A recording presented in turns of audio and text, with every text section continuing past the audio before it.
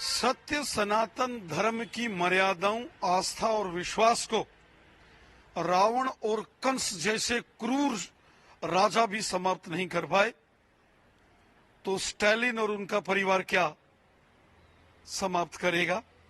एक साजिश, एक कोशिश लगातार हो रही है कि भारतीयता, भारतीय सत्य सनातन परंपराओं पर आघात करके भारत की राष्ट्रीयता पर चोट करने का एक षड्यंत्र हमेशा से ही हमारे देश के अंदर कुछ ताकतें करती हैं।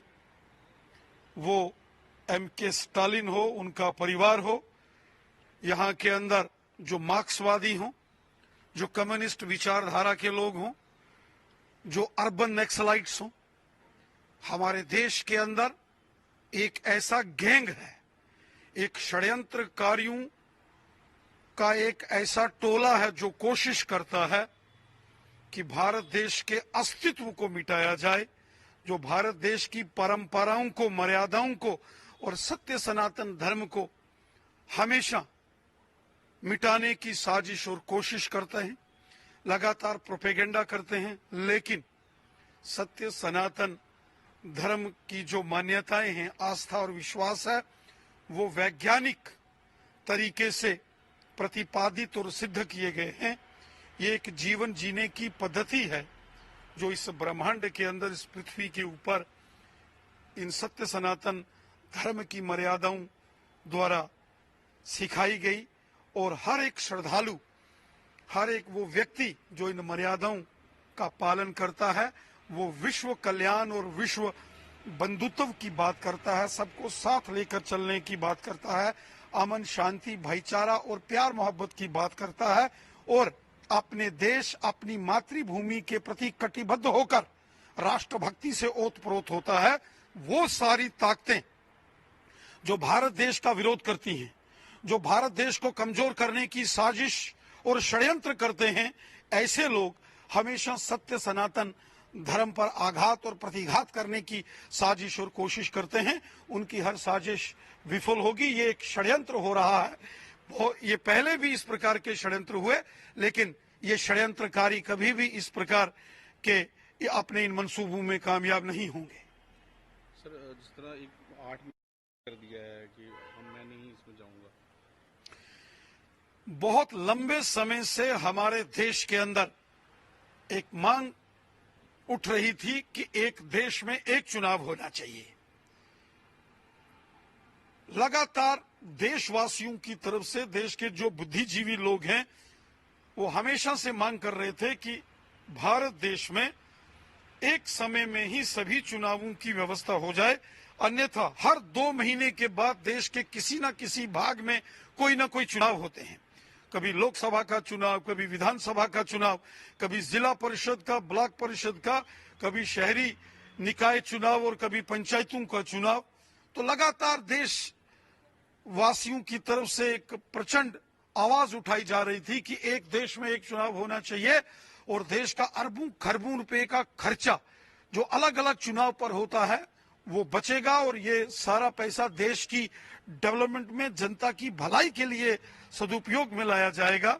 उसको लेकर एक टीम का गठन केंद्र सरकार ने किया है, जिसमें हमारे देश के पूर्व राष्ट्रपति श्रीमान रामनाथ कोविंद जी हैं, और अन्य अन्य राजनीतिक दलों से, और जो इन सभी विषयों के एक्सपर्ट्स हैं, उनकी टीम बनाई गई है। बहुत बढ़िया लोगों को रखा गया है। कांग्रेस चूंकि नहीं चाहती कि देश मजबूत हो, कांग्रेस का हमेशा ये प्रयास रहा है कि लूट खसूट करके भारत को कमजोर करना, भ्रष्टाचार करना, देश को लूटना कांग्रेस का काम रहा है। इसलिए जब देशवासियों ने एक स्वर में कहा, 1 नेशन 1 इलेक्शन, देश में एक ही बार सभी इलेक्शन होना चाहिए ताकि देश के आर्थिक खजाने पर बोझ न बने, तो कांग्रेस को तकलीफ हो गई, और अधीर रंजन चौधरी, श्रीमती सोनिया गांधी और श्री राहुल गांधी जी के दिशा निर्देश पर वो इस प्रकार का जो है ड्रामा कर रहे हैं। उनको ये ड्रामा नहीं करना चाहिए। एक देश में एक चुनाव हो, जब देश की जनता चाहती है, इससे देश का खर्चा बचेगा, एक्सपेंडिचर कंट्रोल में आएगा, इसमें देश का भला है। देखिए, वन नेशन वन इलेक्शन को लेकर जो केंद्र सरकार ने माननीय पूर्व उपराष्ट्रपति श्रीमान रामनाथ कोविंद जी के अध्यक्षता में जो टीम का गठन किया है, उसमें बहुत एक्सपर्ट पॉलिटिकल स्टालवर्ट्स हैं, राजनीतिक दिग्गज हैं। उसमें यहां माननीय गृह मंत्री अमित शाह साहब हैं, कांग्रेस के अधीर रंजन जो कि उनके विपक्ष के नेता हैं, और गुलाम नबी आजाद साहब जो कांग्रेस के बड़े लीडर रहे हैं और कई वर्षों तक leader of the opposition Rajya Sabha में रहे हैं। ऐसे पॉलिटिकल एक्सपर्ट्स, अनुभवी जो राजनेताओं की एक टीम का गठन किया गया है। अब कांग्रेस का ये प्रोपेगेंडा, ये ड्रामा कि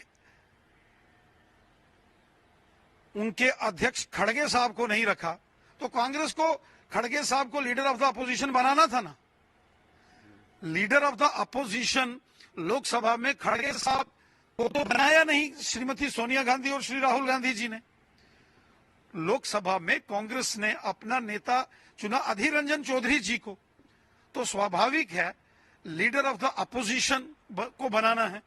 वो व्यक्ति के नाम से मेंबर नहीं है, वो जो उनकी पोजीशन है लोकसभा में विपक्ष के नेता के नाते, उसके नाते श्री अधीर रंजन चौधरी जी को रखा गया है।